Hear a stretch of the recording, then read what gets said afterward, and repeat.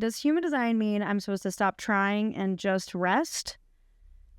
There's nuance there, so let's unpack the question. So the core reframe is, no, human design is not designed to make you stop living your life. You keep moving forward.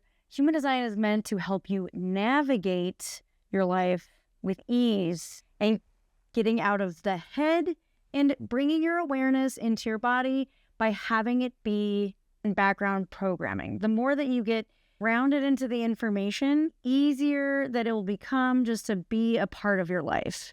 And it'll help you remember parts about yourself that maybe you forgot, because it's very easy to do. We live in amnesia world down here, and it's very easy to forget who you are and why you came to Earth. Let's reframe what rest actually is. Rest, we might think of rest as you're loafing on the couch, you are eating bonbons, you're not producing anything, you're not creating anything, you're not going to work, you're lounging, or I don't know, think about all like the stereotypes that you think is quote unquote rest. When rest actually could mean flow state, where the action that you do is easy and effortless and does not feel like drudgery. And the opposite of that would be resistance. Like, it's hard work. We're struggling. It's really difficult. We're trying to make it like, oh, I don't like doing it. I don't want to do this, but I'm going to do it anyways because that's what I'm supposed to do. Because my mind is telling me that this is what I have to do to get ahead in life, that I need to go to the school, even though I don't want to become a dentist, but it's the only thing that makes money in this world.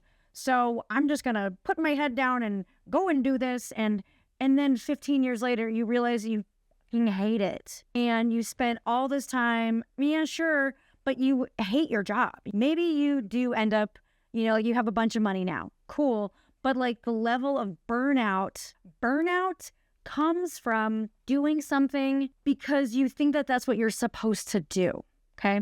Maybe for your circumstances, and this is all very dependent on you, that you do need to rest. You do need that vacation. You do need to just stop. You're a projector, generator, even a manifester, reflector. It doesn't matter, right? This applies to every type.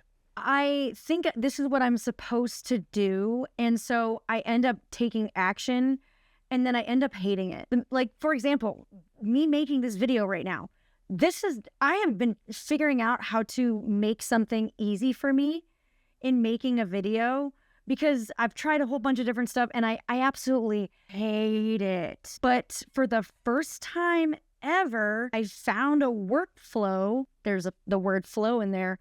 I found a workflow that actually makes me inspired to now make this video for you. I figured it out because now this is not difficult for me. This feels authentic and real. I feel like I can actually talk to you. This is the example of flow state, okay? Because I've done other videos before and, oh, I hate it. I cringe. I'm like, this is just awful. What the fuck am I doing? This sucks, okay?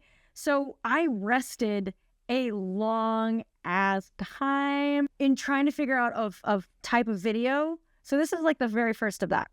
I'm really excited to do this. I feel good about it. I am inspired to do it.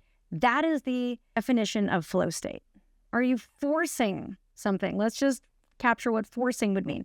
Resistance. Feels like pulling teeth. You're walking through quicksand.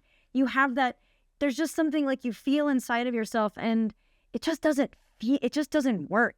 It's just not flowing. It feels like your mind is saying should, but your body is saying no. And it's that disconnect that helps you figure out what is inspiring. Where does the energy come? Right now, I feel like this is almost like I'm doing, but from a state of rest. My environment is comfy. I like sitting on the floor. I'm inspired to talk to you and it works for me. And so because it's working for me, my idea is to get the message so that it works better for you, right? And this is key. Rest is not the absence of movement. Rest is the absence of forcing something to happen that is just not happening. So the key takeaway that I want you to get from this is, how do you know when rest is actually correct, appropriate, and right for you?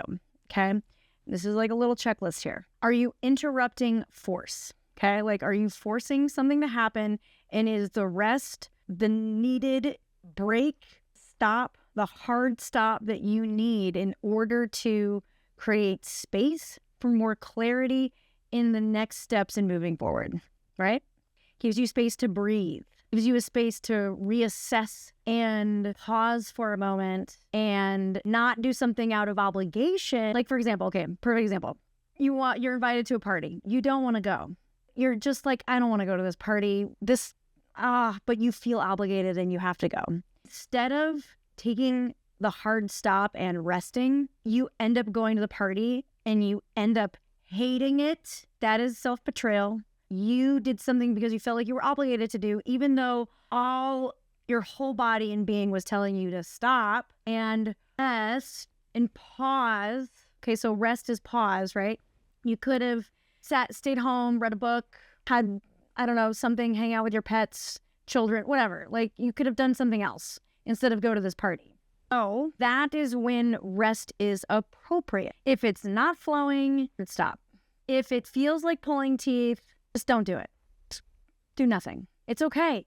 And that, you might feel like a level of anxiety, and then this is all part of a whole series. We're going to unpack a bunch of other topics and angles regarding this whole reframe of rest. What does rest actually mean?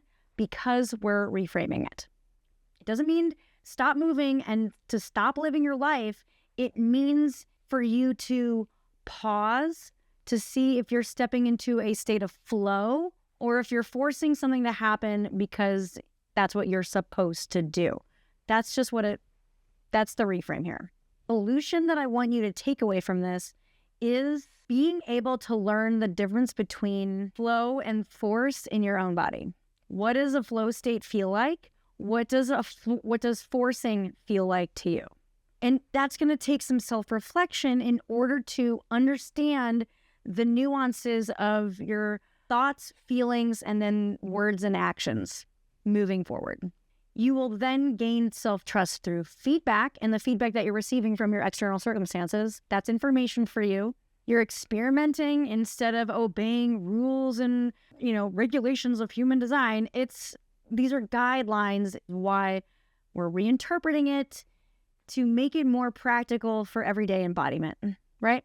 Your body is a reference point. You get information. Human design is just a language model that helps you understand your inner universe so you can navigate your life, easier without having the monkey mind chit-chattering, telling you what to do so that you live in a state of forcing things to happen instead of a flow state where things just naturally happen with ease. If it's easy, that's rest, but you can move in the rest. So then one other thing for you to take away from this is, before you push yourself to keep going, I want you to ask yourself, is this action restoring me, or is it draining, removing the vital energy and life force from me? Is it restoring and replenishing, or are you drained to the last drop that you have to give and then you have nothing else left? That is the difference between force and flow. And hopefully that answers your question of when to rest and when to keep moving. You essentially always keep moving, and even the rest is a form of movement. So thank you. Aloha.